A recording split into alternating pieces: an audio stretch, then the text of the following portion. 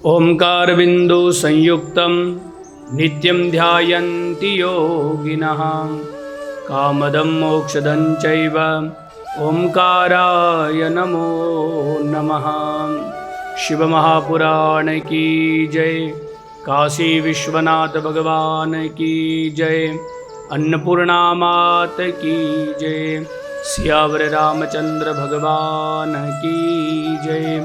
वेद व्यास भगवान की जय। परमपिता परमेश्वर भगवान शिव के असीम अनुग्रह अनुकंपा से शिव महापुराण की यह दिव्य कथा आप और हम सभी को श्रवण करने के लिए मिली है। सज्जनों, इस संसार के अंदर शिव से बड़ा न तत्व है, न कोई देवता है और ना शिव पुराण के समान कोई अन्यत्र कोई ग्रंथ है जो मनुष्य को मुक्ति प्रदान कर दे। शिव महापुराण का प्रादुर्भाव सदा सांब सदा शिव ने मुक्ति प्रदान करने के लिए ही इस ग्रंथ का निरूपण किया है। यह दिव्य शिव महापुराण का ग्रंथ जो श्रद्धापूर्वक श्रवण करता है, संसार के सभी व्यसनों से सभी वासनाओं से विलुप्त होकर के उसके अंदर सभी प्रकार की कामेच्छा भोगेच्छा सभी प्रकार की इच्छाएं लुप्त हो जाती है और भगवान शिव ही शिव उसको दिखाई पड़ते हैं। भगवान शिव की महिमा के बारे में हमने श्रवण किया कि भगवान शिवलिंग का प्रादुर्भाव कैसे हुआ और भगवान शिव सबसे श्रेष्ठ देवता कैसे हैं। ब्रह्मा जी और विष्णु जी के दोनों के बीच में भयंकर युद्ध हुआ और युद्ध होने के बाद जब भगवान सांब सदा शिव लिंग स्वरूप में उत्पन्न हुए और दोनों का युद्ध विराम करवाया, तभी दोनों देवताओं ने एक मत से प्रथम स्थान भगवान महादेव का दिया और महादेव का स्थान देकर के कहा कि हे प्रभु, हे भोलेनाथ, हे महादेव, सभी देवताओं में आप ही सबसे अग्रणी हैं और आप ही सबसे बड़े देवता हैं। जब भगवान ब्रह्मा भगवान विष्णु ने शिव जी को प्रथम पूज्य और सर्वोत्तम देवता माना है, तो सज्जनों, हम क्यों न भगवान शिव की इस पूजा से, शिव के इस महत्व से वंचित हो, क्योंकि इस संसार में महादेव से बड़ा कौन देवता है। महादेव के आगे माँ शब्द लगता है। माँ शब्द का मतलब यह होता है जो माँ की भांति बालक की रक्षा और बालक का पोषण करे। इसलिए भगवान शिव जो है अपने भक्तों की रक्षा, अपने भक्तों के कार्य को सिद्ध उस माँ की भांति करते हैं। जो माँ अपने 6 वर्षीय जो बालक बोल नहीं पाता है, उस बालक को संसार का ज्ञान नहीं होता है, उसकी किसी भी कार्य में इच्छा नहीं होती है, ऐसे बालक के मनोभाव को भी वह समझ लेती है और समझने के बाद में उसको जिस जिस वस्तु की कामना होती है, चाहे उसको प्यास लगी हो या भूख लगी हो, वह माँ उस बच्चे के अशब्द जो शब्द उच्चारण नहीं कर सकता है, बिना बोले ही मन के भाव को समझ लेती है और उस बालक का, उस शिशु का सभी समस्याओं का समाधान कर देती है। उसी प्रकार हमारे भोलेनाथ भी है जो यह सब कुछ जानते हैं कि मेरे भक्त को क्या चाहिए। आप अपनी बुद्धि से उतना ही मांग सकते हैं जितनी अपनी बुद्धि है, लेकिन कभी कभी भगवान आपको इतना सब कुछ दे देता है जो आप समझ भी नहीं पाते हैं, क्योंकि अपनी बुद्धि जो है सांसारिक बुद्धि है और सांसारिक व्यक्तियों की बुद्धि में और ज़्यादा है ही कुछ।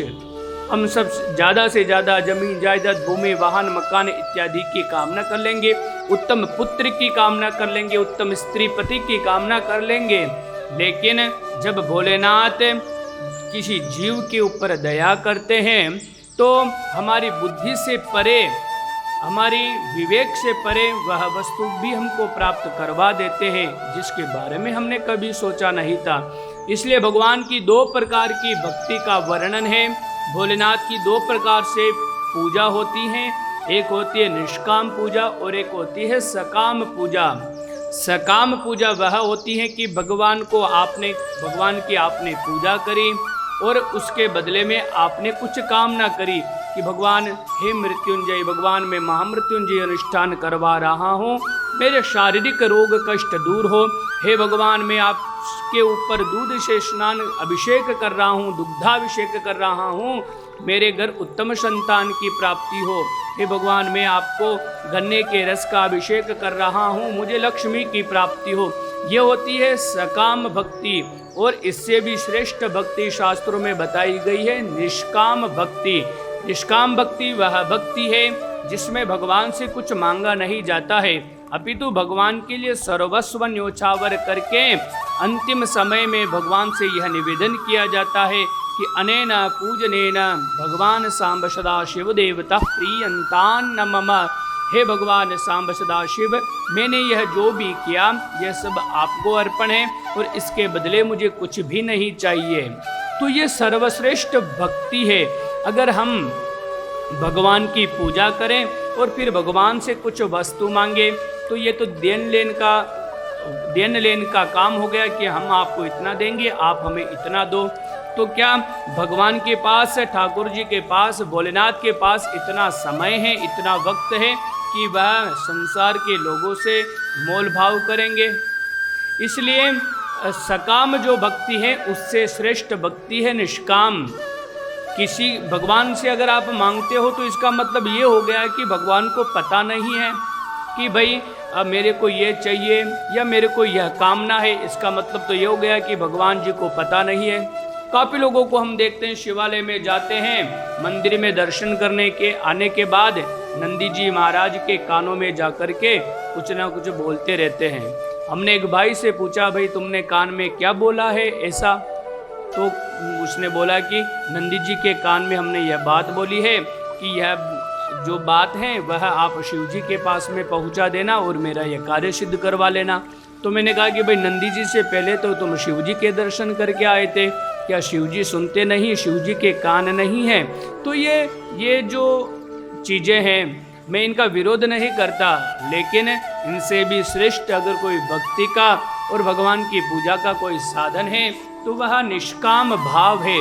निष्काम भाव से निर्मल मन होकर के भगवान शिव की पूजा कीजिए, शिव के आराधना में आप लगे रहिए। और भगवान शिव से मांगना है तो एक शब्द मांगना, एक वाक्य में, एक शब्द में भगवान से सिर्फ और सिर्फ यह मांगना है कि हे भोलेनाथ मैं आपका हूँ और आप मेरे हैं। बस इस बात का मुझे विवेक बना रहे, और इससे बड़ा वरदान क्या हो सकता है। भगवान ब्रह्मा और विष्णु के बीच में भयंकर युद्ध हुआ। उस युद्ध में भगवान देवताओं की स्तुति करने पर भगवान सांब सदा शिव लिंग स्वरूप में उत्पन्न हुए और दोनों का विवाद खत्म करवाया। तब ब्रह्मा जी और विष्णु जी ने आकर के शिव जी से कहा कि हे भोलेनाथ, हमारा तो यह युद्ध करना भी अच्छा श्रेष्ठ रहा। अगर हम यह युद्ध नहीं करते तो हे देवादिदेव महादेव आपके दर्शन नहीं हो पाते और आपकी कृपा हमें प्राप्त नहीं होती है।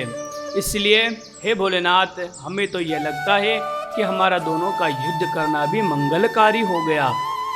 तभी भगवान शिव ने कहा कि आज के दिन मेरा प्रादुर्भाव हुआ है और आज का दिन मेरे लिए काफ़ी महत्वपूर्ण है। आज चतुर्दशी का दिन है। जो व्यक्ति चतुर्दशी के दिन मेरी पूजा करता है यह शिवरात्रि नाम से विख्यात हुई। जो शिवरात्रि हर मास के अंदर एक दिन की शिवरात्रि आती है और भगवान स्वयं कहते हैं दीन में ततः पुण्यम भविष्यते महत्तरम शिवरात्रि ऋतिख्याता तिथिरेशा मम प्रिया। इन तिथियों के अंदर मुझे शिवरात्रि का दिन काफ़ी ज़्यादा पसंद है और आज जो मेरा प्रादुर्भाव हुआ है यह शिवरात्रि के नाम से विख्यात होगा। और शिवरात्रि के दिन की हुई पूजा पूरे वर्ष निरंतर जो पूजा करने का फल प्राप्त होता है वह फल प्रदान करेगी। और केवल शिवरात्रि के दिन पूजा करने मात्र से तत्काल वह सभी पापों से मुक्त होकर के मेरे अनुयायी बन जाएंगे, मेरे कृपा पात्र बन जाएंगे। इसलिए सज्जनों, शिवरात्रि का हर मास में आने वाली शिवरात्रि का काफ़ी ज़्यादा महत्व है। हो ना हो शिवरात्रि के दिन हमें भगवान शिव की पूजा अवश्यमेव करनी चाहिए। भगवान शिव कहते हैं विष्णु जी से कि आर्द्रायाम मार्गशीर्षे तुम यह पश्येन्मा मुखा समम। जो पुरुष मार्गशीर्ष मास में आर्द्रा नक्षत्र होने पर पार्वती सहित अगर मेरी पूजा करेगा, वह जीवन में सभी पापों से मुक्त होकर के अक्षय फल को प्राप्त करेगा। सज्जनों, अक्षय फल वह होता है जो कभी क्षय नहीं होता है। अगर मार्गशीर्ष महीने में आर्द्रा नक्षत्र में अगर कोई भगवान शिव और माता पार्वती की पूजा करता है तो वह अपने जीवन के अंदर अक्षय फल को प्राप्त करता है और भगवान शिव का कृपा पात्र बन जाता है। और यदि पूजा नहीं भी कर पाए, आर्द्रा नक्षत्र में अगर कोई मेरे लिंग का दर्शन कर ले, तो मैं वास्तव में सच कहता हूँ ब्रह्मा जी और विष्णु जी, वह मेरा सबसे अनन्य भक्त बन जाता है और उस साधक को मैं तत्काल उस साधक को मुक्ति प्रदान कर देता हूँ। और ब्रह्मा जी से कहते हैं कि आज से ये जो मेरा शिवलिंग के रूप में मैंने इसको अवतार लिया है, यह शिवलिंग आने वाले घोर कलिकाल के अंदर प्रसिद्ध होगा, लिंग रूप में यह प्रसिद्ध होगा और अरुणाचल प्रदेश में यह स्थापित होगा।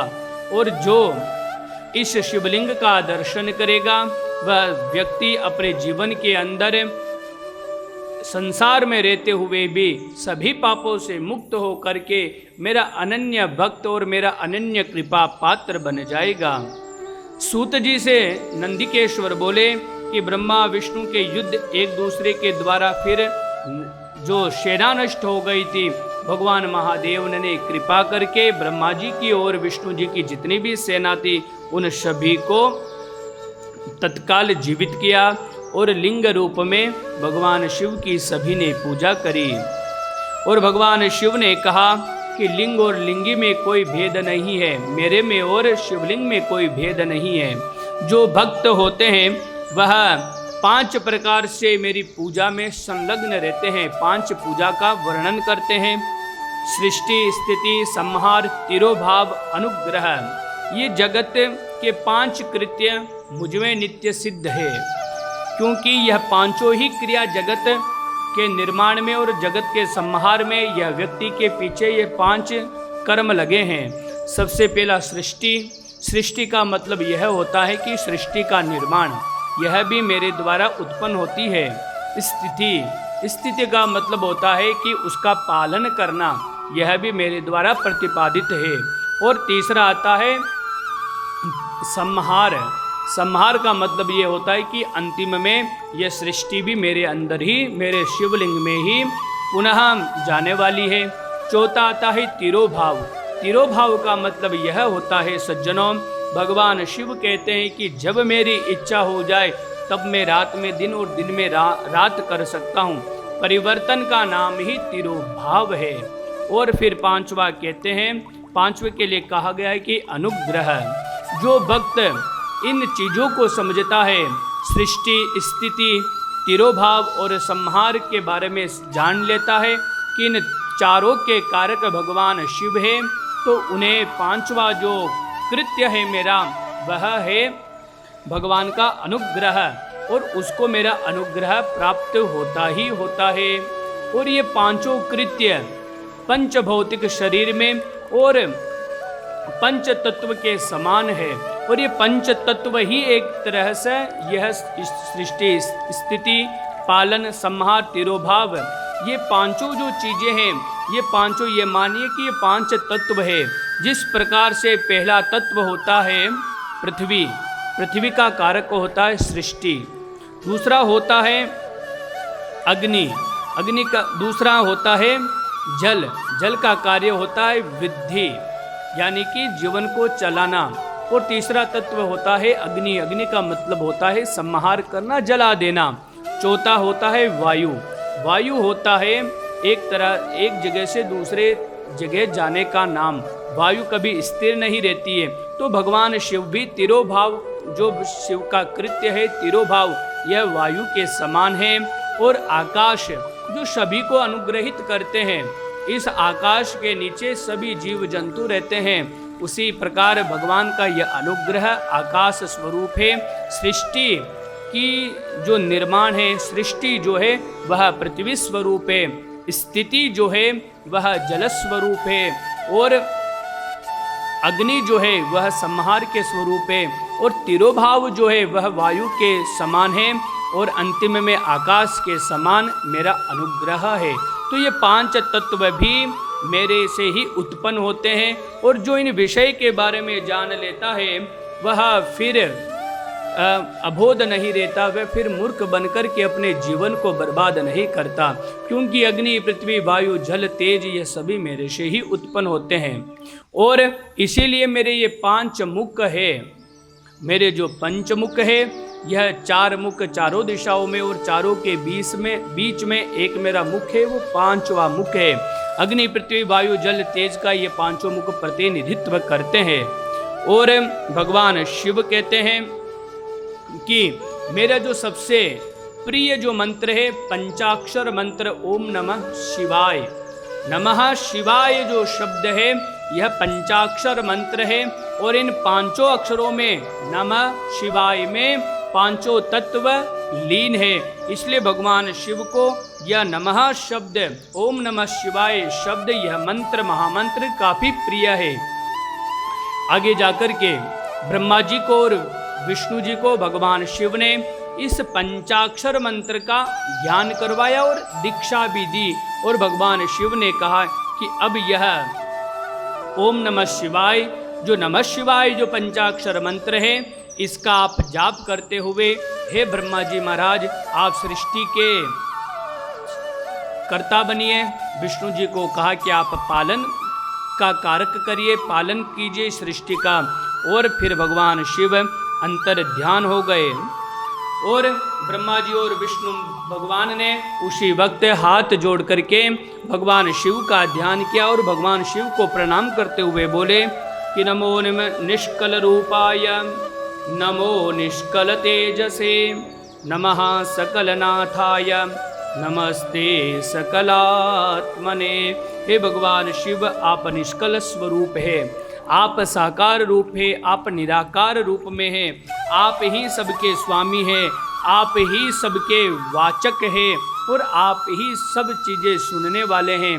हे भोलेनाथ, आज जगत पिता ब्रह्मा और मैं सृष्टि के पालन करता देव विष्णु आपको नमस्कार, आपको प्रणाम करते हैं। उसी वक्त भगवान शिव पर पुनः प्रकट होकर के, प्रसन्न होकर के कहा कि सुनो पुत्रो, मैंने संपूर्ण तत्व बता दिया, अब आगे सुनो। आद्रा नक्षत्र से युक्त अगर चतुर्दशी तिथि के दिन मेरे इस मंत्र का अगर कोई जाप करता है तो मैं उसे अपने पुत्र कार्तिकेय के समान मानता हूँ। अगर चतुर्दशी तिथि के दिन आर्द्रा नक्षत्र पड़ जाए और उस दिन अगर कोई ओम नमः शिवाय का जाप करता है तो ये मेरा वचन नहीं है, शिव पुराण कह रही है कि भगवान शिव कहते हैं कि वह व्यक्ति मेरे लिए कार्तिक के समान है, कार्तिक के बराबर मुझे प्रिय है। और लिंग की प्रतिष्ठा करके उसमें ओम नमः शिवाय के मंत्र से अगर कोई शिवलिंग की स्थापना करता है तो वह इस संसार में सभी मनुष्यों के द्वारा पूजित रहता है और वह सभी नरों में श्रेष्ठ बन जाता है।